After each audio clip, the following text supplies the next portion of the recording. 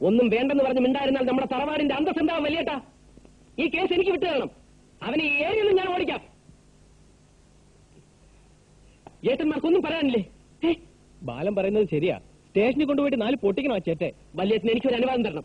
ആ ശിവശങ്കരന്റെ നട്ടല് ഞാൻ ഓടിക്കാം. എന്നിട്ട് ഇവിടെ കൊണ്ടുവന്ന് മൂക്ക് തറയിൽ ഉറപ്പിച്ച് മാപ്പ് പറയിക്കാം. പറയൂ വല്യേട്ടാ, പറയൂ.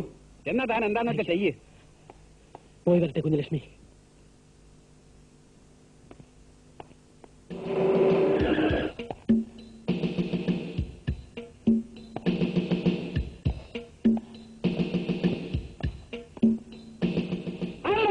ഞാനല്ലേ? ഇവിടെ ഇല്ലല്ലോ സാർ. ഇവിടെ ഇല്ല സാർ. ഇവിടെ ഇല്ല. നീ ആ ശിവശങ്കരനും കൂടെ ഇന്നലെ അങ്ങാടി കറങ്ങി നടക്കുന്ന റിപ്പോർട്ട് ഇട്ടില്ലോടാ? കള്ളമാണ് സാർ. ഇയാൾ ഇന്നലെ എന്നോടൊപ്പം ഉണ്ടായിരുന്നു. അപ്പൊ നിനക്കറിയാം ശിവശങ്കരൻ എവിടെയാണെന്ന്? സത്യമായിട്ടും എനിക്കറിയില്ല സാർ. സാർ ഏത് ശിവശങ്കരന്റെ കാര്യം അന്വേഷിക്കുന്നത്? ഏതൊക്കെ ശിവശങ്കരനെ നിനക്കറിയാം? എനിക്ക് ഒരു ശിവശങ്കരനെ അറിയില്ല. ഏതാണ് സ്ത്രീ? ഇത് ഇവിടുത്തെ സ്ത്രീ. എറീക്കളി നായരെ. കുറ്റവാളികൾ ഒളിപ്പിച്ച് വെക്കുന്ന സെക്ഷൻ ഏത് വകുപ്പ് പ്രകാരമാണെങ്കിലും കുറ്റകരമാണെന്ന് അറിയാമല്ലോ. ശിവശങ്കരൻ എവിടെ ഉണ്ടെങ്കിലും ഞാൻ കണ്ടുപിടിക്കും. ഇതെന്റെ പ്രസ്റ്റീജ് ഇഷ്യൂ ആണ്. PCP എന്താ പ്രശ്നം? ആ ശിവശങ്കരൻ. അതെ, ശിവശങ്കരൻ. ശിവശങ്കരനൊന്ന് കിട്ടിയ അറസ്റ്റ് ചെയ്യാമായിരുന്നു. ജീപ്പുണ്ടേ? വാറന്റ് ഉണ്ടോ? വാറന്റ് ഇല്ല. വാറന്റ് ഇല്ലാതെ അറസ്റ്റ് ചെയ്യാൻ പറ്റില്ലല്ലോ. പറ്റില്ലല്ലോ. ഒന്ന് വരും. ഒരു മിനിറ്റ്. അട്ടപ്പാടി എന്ന് പറഞ്ഞൊരു സ്ഥലം കേട്ടിട്ടുണ്ടോ? അവിടെ നിന്ന് 45 കിലോമീറ്റർ ഉള്ളിലായിട്ട് അട്ടക്കുളം എന്നു വേറൊരു സ്ഥലമുണ്ട്. നിറയെ അട്ടയാണ്. അവിടുത്തെ സ്റ്റേഷനില് നേരത്തെ ഉണ്ടായിരുന്ന SI എന്തോ ആന എവിടെ ചത്തു എന്നൊക്കെ കേട്ടു.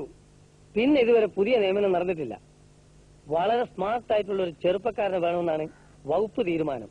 ആഭ്യന്തര വകുപ്പ് ഞങ്ങളുടെ കയ്യിലാണെന്ന് അറിയാലോ.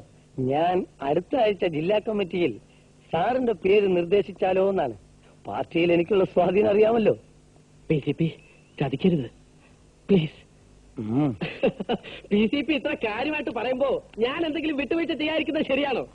PCPയുടെ സ്വന്തം ആളാണ് ശിവശങ്കരനെങ്കിൽ പിന്നെ no problem. Take it easy. I withdraw my prestige issue. Okay?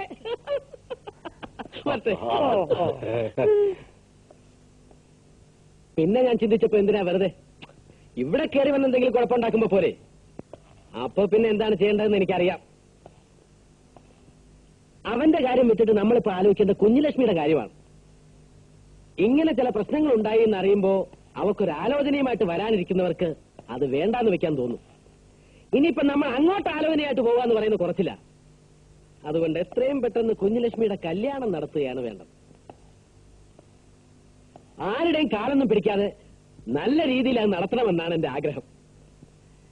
എനിക്കിപ്പോ അന്തസ്സുള്ള ഒരു ജോലിയുണ്ട്. വീട്ടിൽ പറയത്തക്ക പ്രാരബ്ധങ്ങളൊന്നുമില്ല.